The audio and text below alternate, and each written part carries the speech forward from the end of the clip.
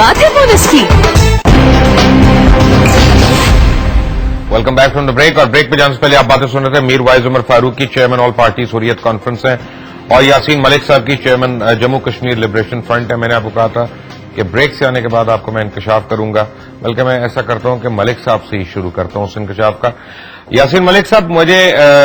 थोड़े दिन पहले पता चला था और एक खबर आई थी प्रेस में, इंडियन प्रेस में तो बड़ी छोटी सी खबर आई थी, उसके बाद पाकिस्तान में भी रिपोर्ट हुआ कि कोई 150 टन असला जो है वो एक इंडिया की असला साज फैक्ट्री से गायब हो चुका है और पुलिस उसका खोज लगाने में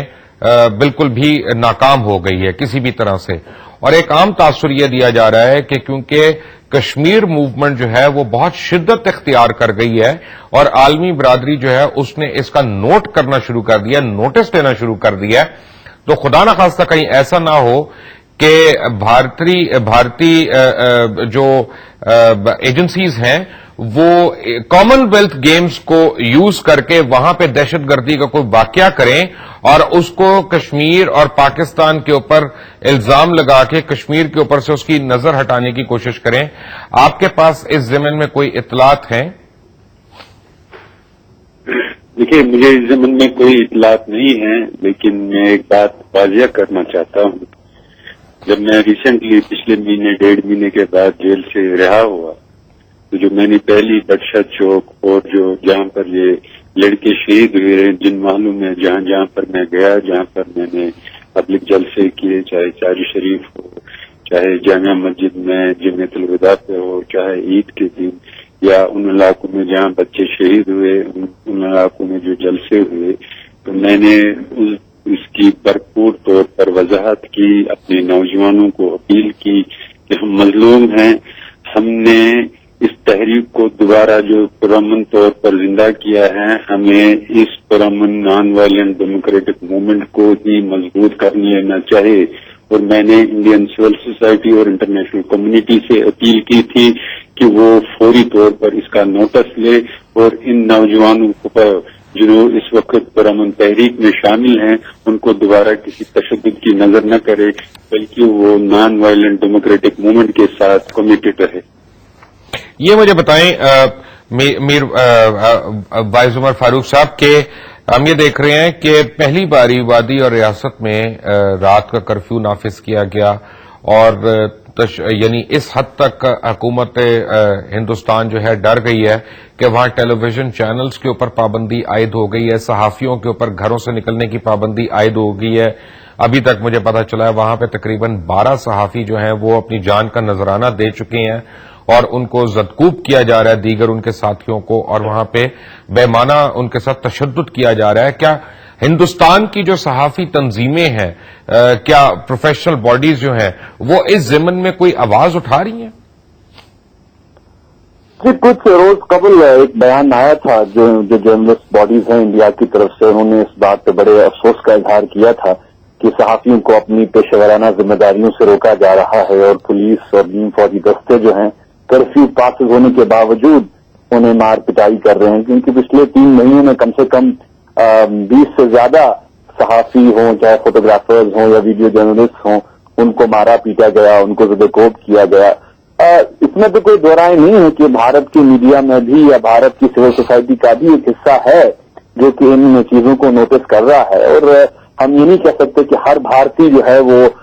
इस जुल्म का साथ दे रहा है, बल्कि आप की बात करें तो इंटरनेशनल ट्राइब्यूनल की, अगर उसके देखें, उसकी जो जिम्मेदार हैं वो अंजना चैटर्जी, वो भी भारत की हैं और उन्होंने भी बड़े इंकशाफात किए हैं पिछले 6-7 सालों में। लेकिन एक चीज जरूर है जो हमने महसूस की कि देखिए, भारत का मीडिया जो है वो जब कश्मीर के जुल्म की बात आती है या गवर्नमेंट को कंडेम करने की बात आती है, तब तो वो साथ देने के लिए तैयार हैं किसी हद तक, लेकिन जो ही बात कश्मीर की आजादी की आती है या खुदराजियत की आती है, तब हम देखते हैं कि उनका जो है वो रवैया जो है वो काफी हद तक तब्दील होता है। तो गोया कि किसी न किसी अंदाज से वो ये बात जतलाना चाहते हैं कि देखिए, ऑटोनॉमी जो है वो कश्मीर को होनी चाहिए, जो है वो हिंदुस्तान के आईन के तहत, हिंदुस्तान की कॉन्स्टिट्यूशन के तहत कोई हल निकले तो हम उसको एक्सेप्ट करने के लिए तैयार हैं, उसको प्रोपोगेट करने के लिए तैयार हैं। लेकिन जब कश्मीरियों के जज्बे आजादी की बात होती है या ہم سیلف ڈٹرمنیشن کی بات کرتے ہیں یا انڈیپینڈنس کی بات کرتے ہیں، تو اس میں ہم نے دیکھا کہ اس وقت جو ہے وہ ہندوستان کا میڈیا جو ہے وہ بہت ایک بائس طریقے سے رپورٹنگ کرتا ہے. اور ابھی بھی آپ دیکھیں کہ ہمارا جو سب سے بڑا اختلاف ہے، وہ جو سب سے بڑا ہمارے لیے ایک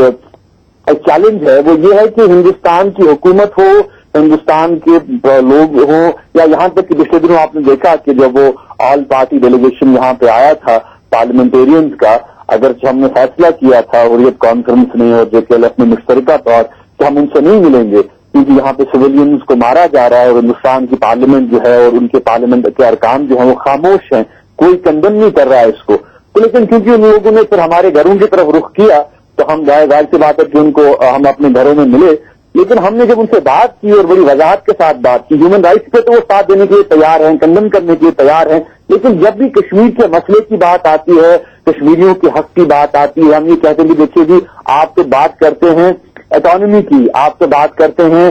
جو ہے وہ اقتصادی پیکیجز کی، لیکن ہمارا معاملہ تو تاریخی پس منظر میں ہے. 47 میں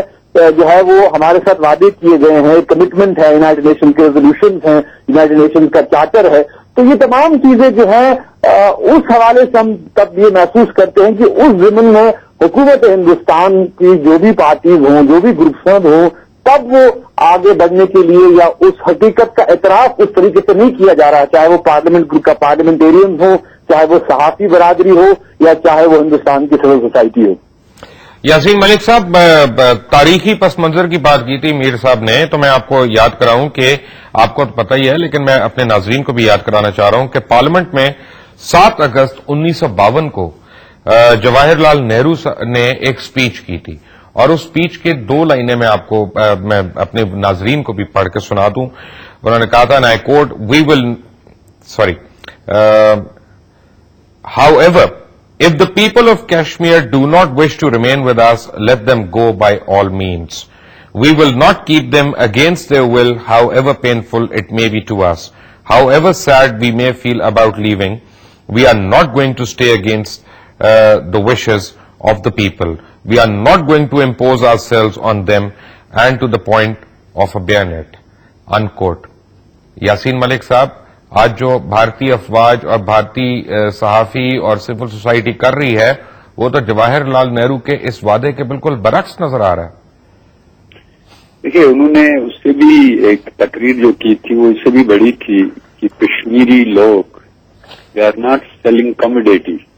کہ ان کو ہم کہیں گے جس دکان پہ بیچنا چاہے تو بیچ سکتے ہیں. کشمیری لوگوں کو یہ حق ہے، ہندوستان کے ساتھ رہنا چاہتے ہیں، پاکستان کے ساتھ رہنا چاہتے ہیں، یا آزاد یا خود مختار کشمیر کی صورت میں رہنا چاہتے ہیں. جو آج کشمیری لوگوں کا سینٹیمنٹ ہے وہ نہ صرف دنیا پہ بھی واضح ہے بلکہ پوری ہندوستانی سول سوسائٹی بھی جانتی ہے. یہاں پر جو سروے ہوئے ہیں 85% سے زیادہ لوگ جو ہیں یہاں خود مختار کشمیر چاہتے ہیں. اس لیے ضرورت اس بات کی ہے کہ ہندوستان اور پاکستان کہ جو جینوئن کنسرنز ہیں وہ کشمیری لوگوں کے ساتھ ڈسکس کرے تاکہ اس مسئلے کا ایسا حل نکالا جائے جو تینوں کے لیے قابل ہو. میر وائز صاحب، مقبوضہ کشمیر میں ظلم و بربریت عام کرنے کے لیے arm forces special powers act آیا تھا. یہ قانون 1958 میں نافذ کیا گیا تھا جس کو عام طور پہ مقامی لوگ وہاں پہ کالا قانون کہتے ہیں. کیا اس میں کچھ ترامیم ہوئی ہیں؟ اس میں کوئی اس کو نرم کیا گیا ہے یا وہ کالا قانون ابھی بھی انفورسڈ ہے؟ نہیں جی، بالکل. Arm forces special powers act 1958 کی جب بات کر رہے ہیں تو یہاں پر یہاں جب وہ لاگو ہوا 1991 میں، تو اس کے بعد سے آپ دیکھیں کہ اگر آپ دیکھیں ایون ہندوستان کے آئین کے تحت بھی اگر ہم دیکھیں یہ ٹیمپرری قانون تھا، لیکن جس طریقے سے اس کو 20 سال تک آپ دیکھیں کہ اس میں کوئی ترمیم نہیں کی گئی. اور آج بھی آپ دیکھیں کہ حکومت ہندوستان پچھلے 1 مہینے سے عید تک یہ کہا جا رہا تھا کہ بھئی آل پارٹیز میٹ ہم نے بلائی ہے، اس کو ہم ترمیم کریں گے. تو جبکہ کشمیریوں کا مطالبہ تو ہمیشہ یہ رہا ہے کہ بھئی ہم ترمیم نہیں چاہتے، ہم تو اس کالے قانون کا اس کو ختم ہوا دیکھنا چاہتے ہیں، اس کی ریپیل ہم چاہتے ہیں. اور خالی آرم فورسز اسپیشل پاورز کی بات نہیں ہے جو کہ انڈین آرمی کو امیونٹی دیتا ہے किसी भी घर में घुसने की, किसी भी को गोली चलाने की, और उस पर उनको फिर कानूनी वो जवाब मिलता है। लेकिन यहाँ पे और भी बहुत से काले कानून हैं, जैसे डिस्टर्ब एरियाज एक्ट है जो कि सीआरपीएफ को या जो बाकी नीम फौजी दस्ते हैं उनको इम्यूनिटी देता है। इसी तरह से पब्लिक सेफ्टी एक्ट है जिसके तहत किसी को भी 2 साल के अंदर के अरसे तक आप जेल में विदाउट ट्रायल रख सकते हैं। और इसका हमने देखा कि हजारों नौजवानों को, यहाँ तक कि हुर्रियत लीडरों को भी जो है वो इस पीएसए के मेरे साहब कथा कलामी हो रही है। मुझे अपनी नॉलेज के लिए पूछना है, क्या ये सही है कि इस एक्ट के तहत वो बगैर वारंट के किसी भी बिल्डिंग की तलाशी ले सकते हैं और अगर उनकी कस्टडी में कोई शख्स हलाक हो जाए तो उनके खिलाफ कार्रवाई नहीं हो सकती?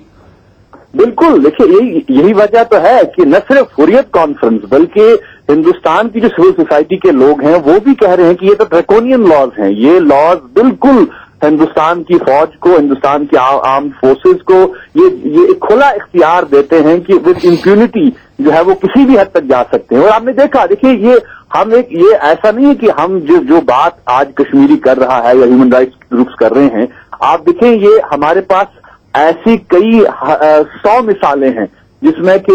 आम कश्मीरियों को मारा गया। जैसे कि मैं आपको